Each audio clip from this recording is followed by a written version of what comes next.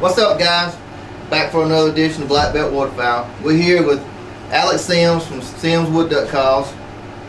We're going to do a little interview with him today and see what he's got going on and let him tell you about his products and what he has to offer. So Alex, it's good to be here. Good to see you. So, man, what made you start making wood duck calls?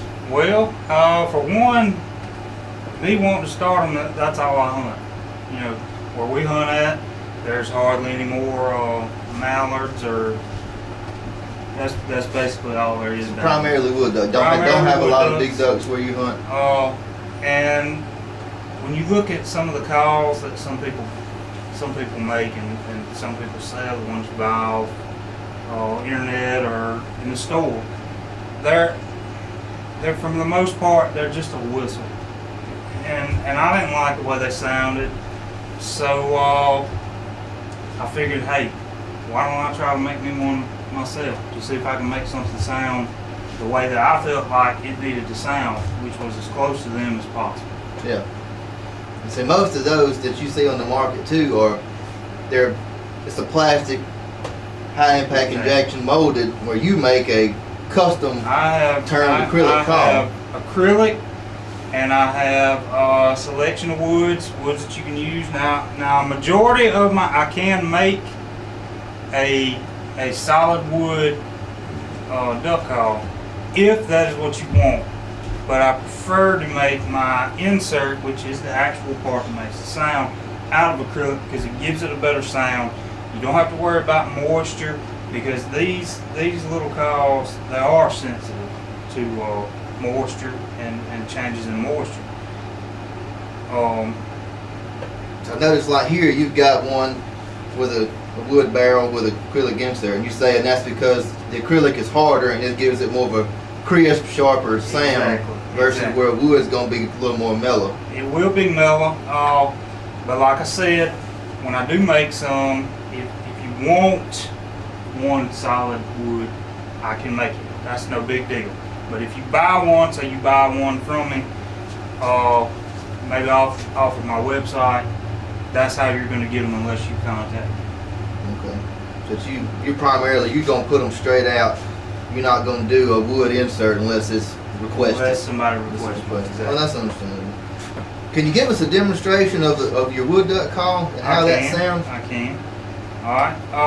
Now, when I made this thing, I did not want to focus on the sound they make when they're flying.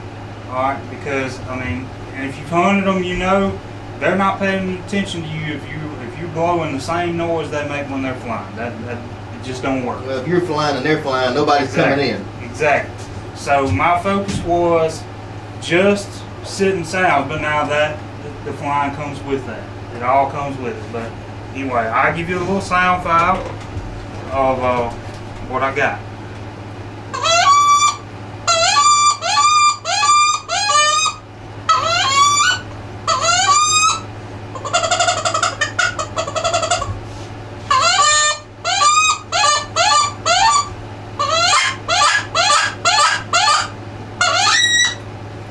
Noticing you're cupping your hands on that wood duck call. I do. It's working off back pressure. Exactly. Right? That is how it works. See, to me, that's the hardest, most difficult thing about a wood duck call. Is where, as a mallard call, you're using your hand open, and your fingers is more of your fine tuners, like the mouth of a duck would be. With the wood duck, it's the opposite. You're putting pressure on the call to emulate the sound. Exactly. So anyway, this call is a J-frame style. Basically an Arkansas style mallard call, reduced down to that. Little bitty reed, and it works off back pressure, and that's how you get your high pitched.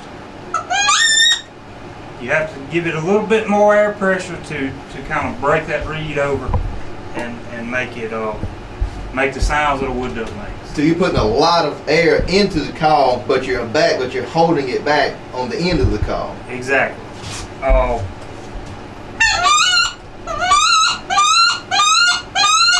And see, if you don't close your hand, you wouldn't get that effect, right? What would it sound like if you didn't have your hand right? If you don't close your hand, if you want to keep your hand open, it's still going to work the same way, but it is going to be really loud and not really sound that much like a wood duck. Yeah. It's more. It's Still breaks over, but it's off. Well, especially for the sitting sound. I mean, if you've ever Exactly. been in the woods and heard them, you hear that wood duck. He makes that noise. I can't emulate it with my mouth, but you know the sound of. Yeah, that sound. And see, if you don't close your hand doing that, you can't make that sound. You can't get it down to the What it levels- was to the level it to, is. to what it needs to be to actually sound just like it. That's right. My personal experience with wood ducks, you gotta sound like them. Yeah. You just do. That's Oh. right. So, some people say you can't call a wood duck, but you can. Oh yes, yes, you certainly can. You've proven that. You can, and I do it, and I have done it. Now, I used to believe that too. I'm not gonna lie, I did for a long time. I said to myself, "What's the point? You gotta be on X and hoping they're coming to you." Yeah. If you're not where they want to be, you're wasting your time. Exactly. Well, one afternoon, we were out hunting, and we had them flying all around us. And I had a one of those duck commander wood duck calls at the time. That's what I had. And my brother, I blow at him a little bit. I just not thinking that, hey, they're flying, I'm flying, just trying to get something out of them. And anyway, my brother, he's sitting there beside me. He said, "Why don't you try to make the noise like when they're sitting down?" So I tried it just to try, see, and sure enough, they turn around and here they come. And I said, "Well, dang, heck, it works, And after that, shoot, every time we go, I don't blow like I'm calling at them to, "Hey, we're flying, where y'all at? Blah blah blah." I call them like, "Hey, we're right here. Here we are." We keep a couple of decoys. We don't do a whole lot of decoys. 6, 7, 8 of them, and keep the water moving on the ground. And it works. Yeah. All right. Well, do you have anything new coming out this year on your product line? I know you've got all different colors here for your acrylic calls, and you've got a wood barrel with a clear insert. Was there anything I different do. coming out I for do. this season? For this year, I have been working on a teal call, and it's ready. You can get them now, and I'll give you a little sound file of it.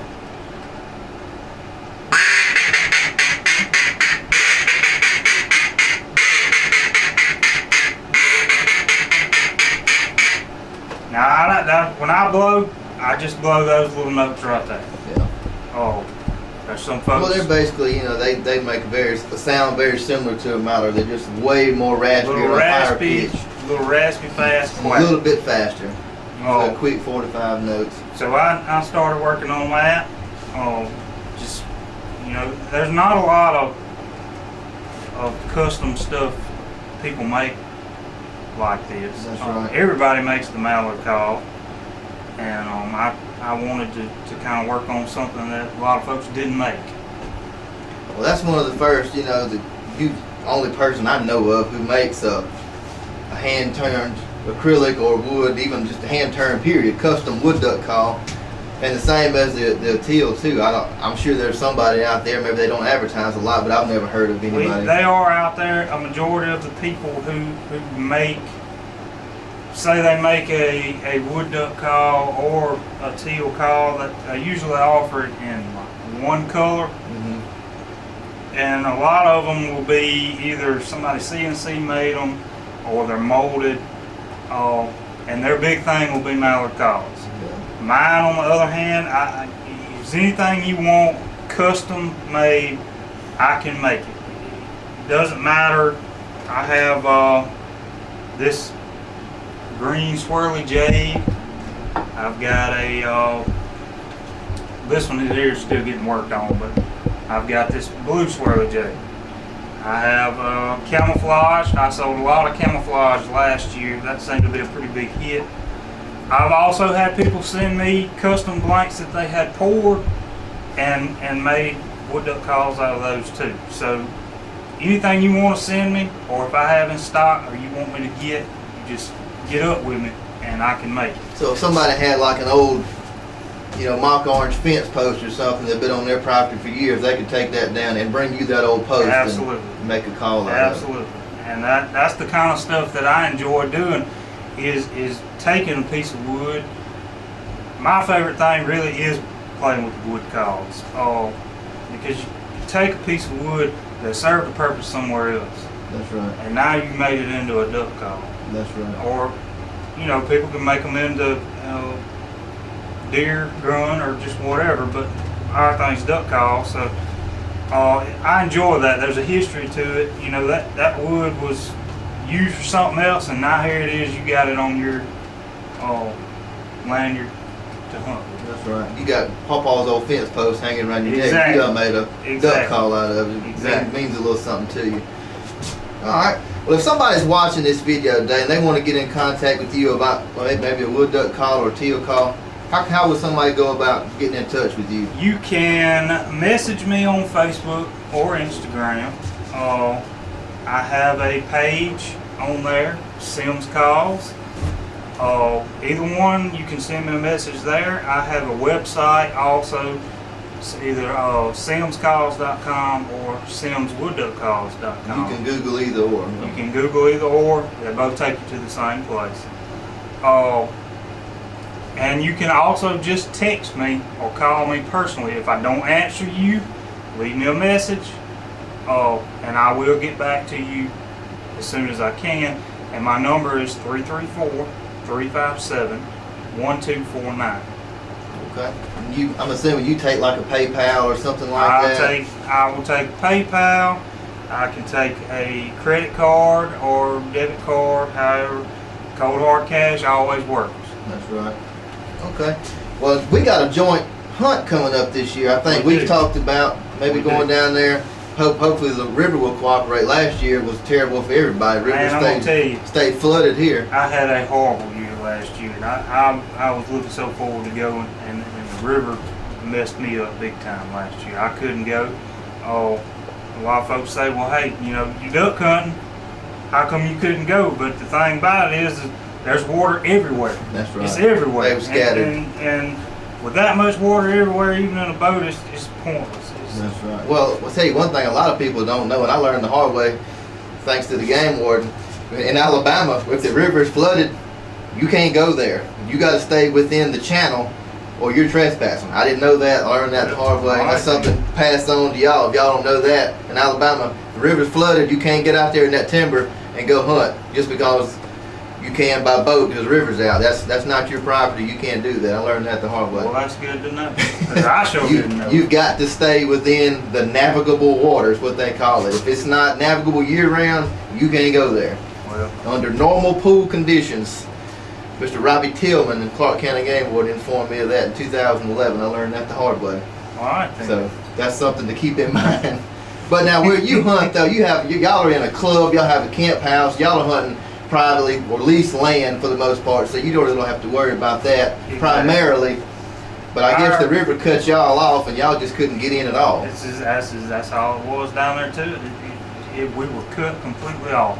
We're cut from Alabama River and Tombigbee River. Either one floods, we're cut off. I hate it when that happens. I just do. But I love that place. I've been going down there my whole life. My granddaddy started going down there. That club has been chartered, I believe, since the 1930s.